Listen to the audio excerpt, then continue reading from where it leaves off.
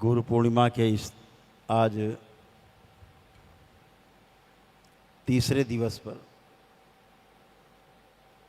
तृतीय दिवस पर आप सभी का बहुत बहुत स्वागत, बहुत अभिनंदन।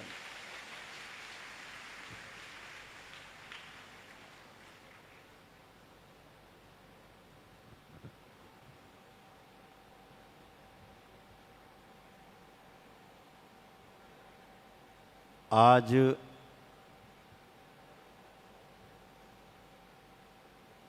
पूरे देश में कम से कम आपका जो दरबार है, सभी जगह लगभग चर्चा का विषय है उसका।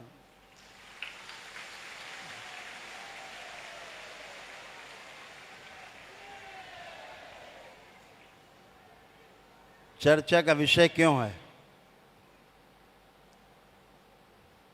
कि आप प्रमाण के रूप में पूरे धरतीवासियों के लिए सामने आप उपलब्ध हैं, आप प्रमाण हैं। अब प्रत्यक्षम किम प्रमाणम, अब प्रमाण की क्या आवश्यकता जब प्रत्यक्ष सामने उपलब्ध है।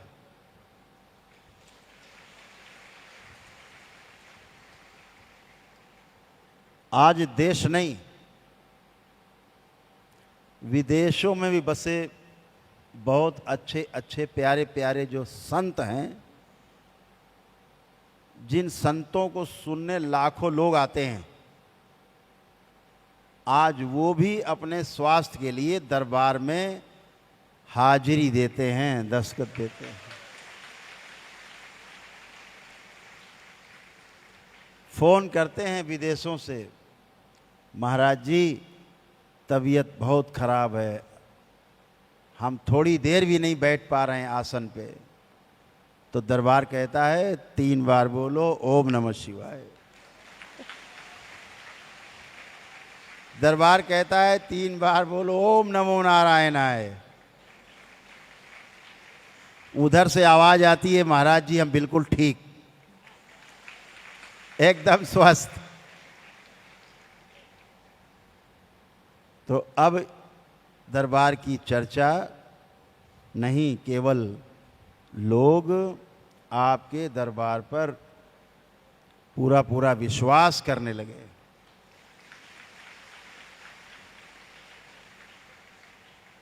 हमने कभी भी दरबार के मंच पर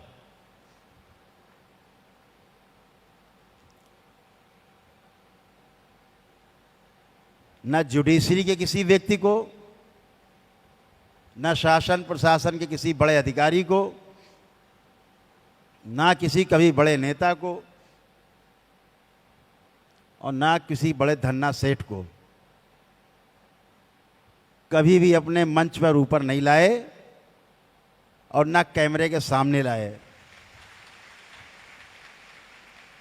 लेकिन ऐसा नहीं है कि उनकी लाइन नहीं लगी दरबार में। दरबार में पूरी लाइन लगी हुई है, केवल कैमरे के सामने नहीं लाते,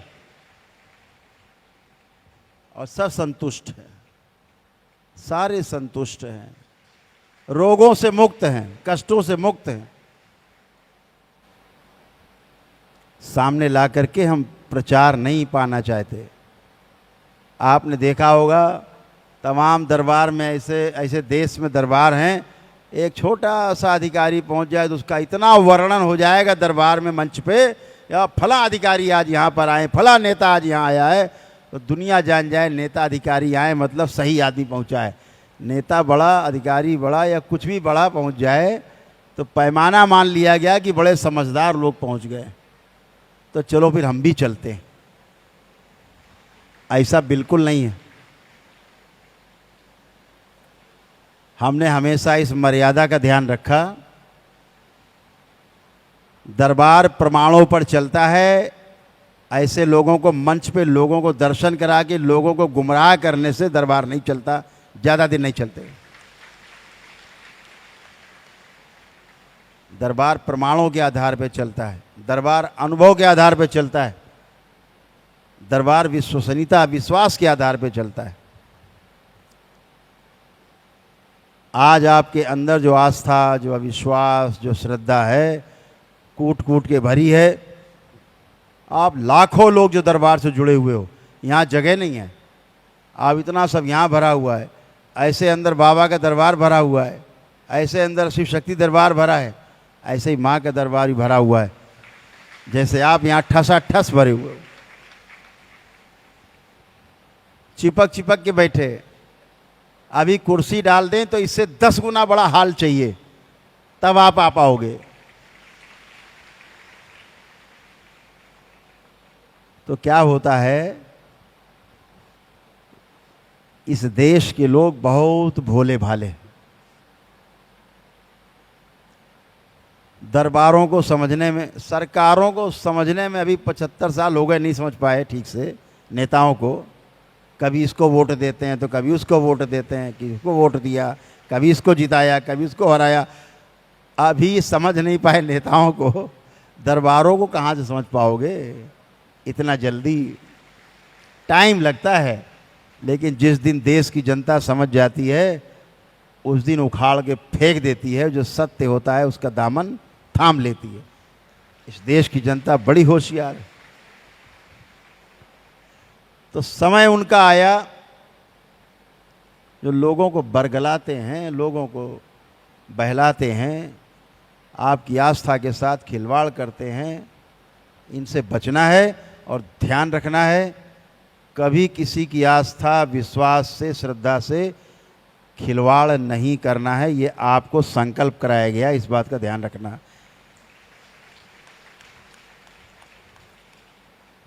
कठोर दंड है माँ की ओर से, ध्यान रखो। सत्य सत्य बोलना है, दरबार के बारे में भी सत्य बोलना है, अपने बारे में भी सत्य बोलना है, सबके बारे में सत्य ही बोलना है।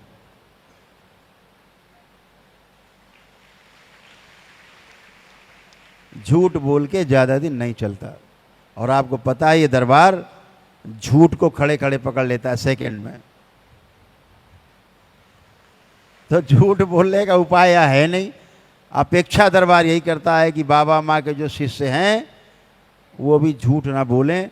जैसे इन लोगों से बचते बचाते आप यहाँ तक पहुँचे हो किसी तरह से, ऐसा ना हो कि बचना बचाना पड़े आपसे। सब जाने कि आपके बात में और आपके काम में कोई अंतर नहीं है, क्योंकि आप बाबा के शिष्य हो, इसलिए काम में और बात में अंतर नहीं। दरबार जो कहता है वही करता है, जो होता है, जो दिखता है वही बोलता है।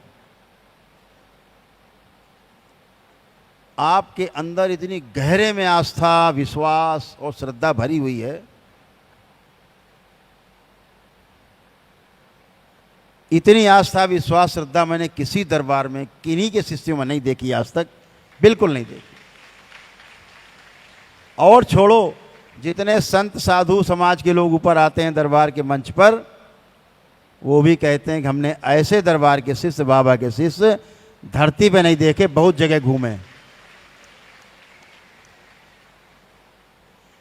कहते इतने दरबार के शिष्य, ये 40-40, 50-50 हजार लोग एक मंच के नीचे बैठ जाते हैं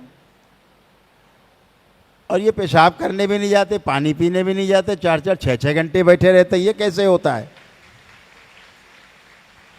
इतने नहीं, एक बार हरिद्वार में जब साधक सम्मेलन था तो वहाँ आप लोग थे ही, तो वहाँ हमारे तमाम पूज्य संत आए थे।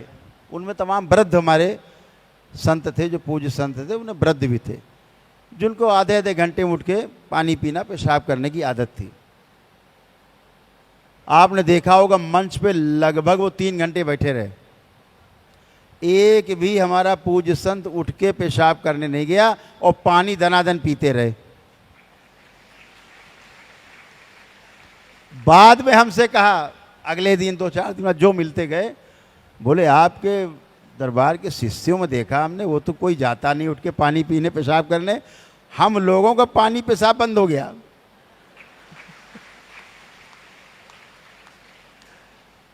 बोले हम लोग जो जाते जरा जरा देर में उठ के, हम लोग बैठे रहे 3 घंटे, पेशाब ही नहीं लगी, पानी पीते रहे खूब, पानी प्यास लगी, पानी पीते रहे, लेकिन पेशाब करने नहीं गए। तो मैं कहा यही तो बाबा का मामला है।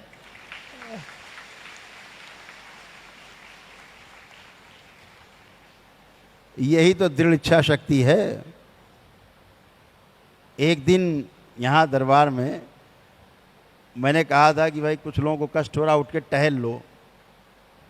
तो यहाँ कुछ बैठे थे दरबार के शिष्य विशेष शक्तियों के साथ, उनमें से कोई नहीं उठा। बाकी लोग खड़े होके हाथ पर हिला रहे थे, उनमें से कोई आगे नहीं उठा। क्यों? विशेष ऊर्जा उनको मिली हुई थी, वो उठे ही नहीं आगे, चुपचाप बैठे ही रहे अपने जगह पे। तो ये क्या होता है? ये आपका दृढ़ इच्छा शक्ति, आपकी मजबूत संकल्प की शक्ति आपको बड़ा कर देती है, और आपको इतना बड़ा कर देती कि आदमी सोचता है यार हम कब इतने बड़े होंगे, हम कैसे इतने बड़े हों। अभी एक प्रदेश के चीफ जस्टिस आए, मुख्य न्यायाधीश।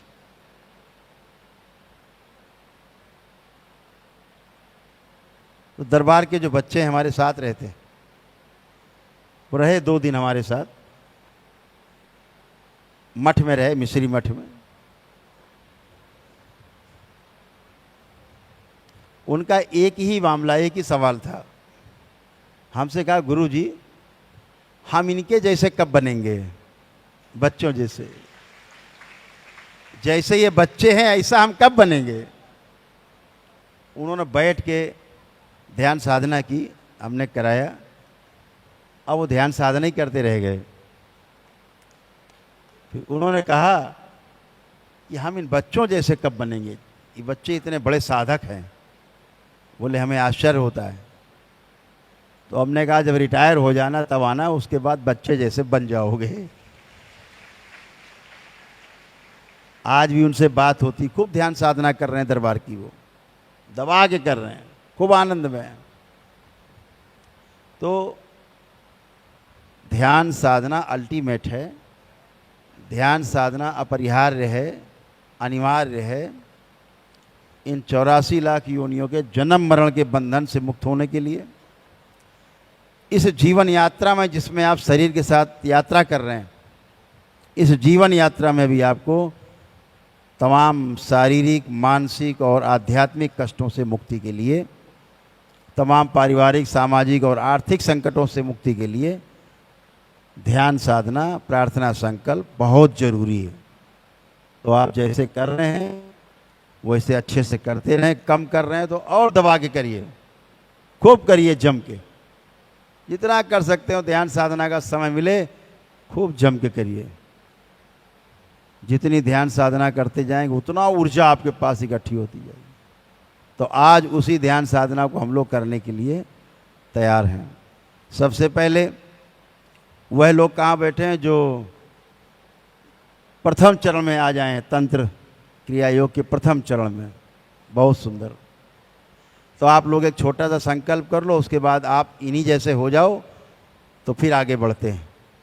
तो केवल वही लोग संकल्प करेंगे जो पहले चरण में तंत्र क्रिया योग के प्रथम चरण में गए हैं, फर्स्ट लेवल में, वो लोग संकल्प करेंगे। जब हम बोलेंगे सभी लोग करें तो सभी लोग जुड़ जाएंगे। इनका 5 मिनट का संकल्प हो जाए, उसके बाद सभी लोग जोड़ेंगे। तो आप लोग नेत्र बंद करें, प्रथम चरण वाले।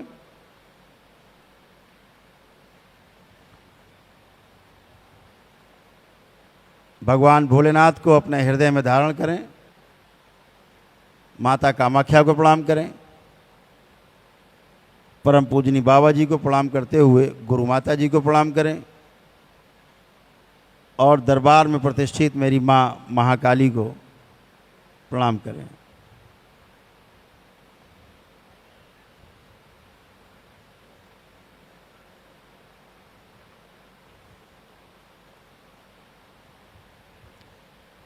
प्रार्थना करें, पूजनी बाबा जी कृपा करके हमें अपने शिष्य के रूप में पूर्ण रूप से स्वीकार करने की कृपा करें।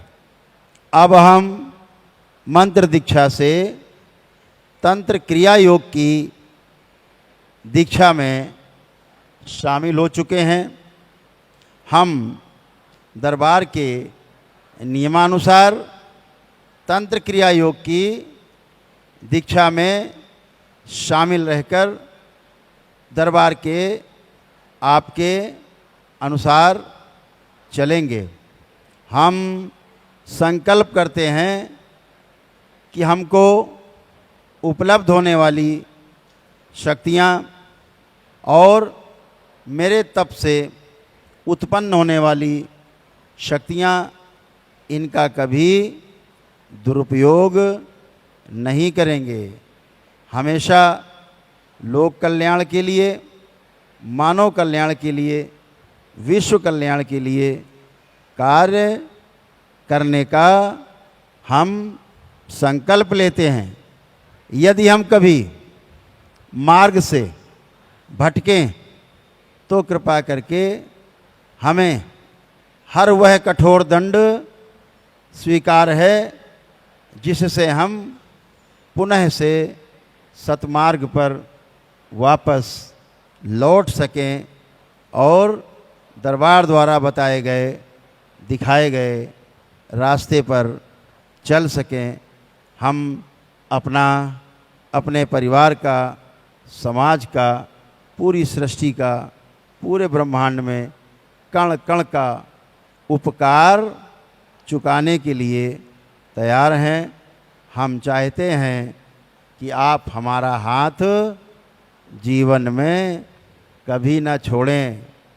प्रार्थना है कि हमें अपने पुत्र की भांति शिष्य के रूप में स्वीकार करते हुए तंत्र क्रिया योग की दीक्षा में पूरी तरह से दीक्षित करने की कृपा करें।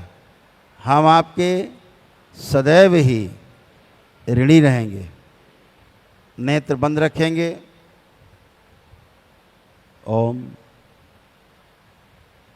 शुभ।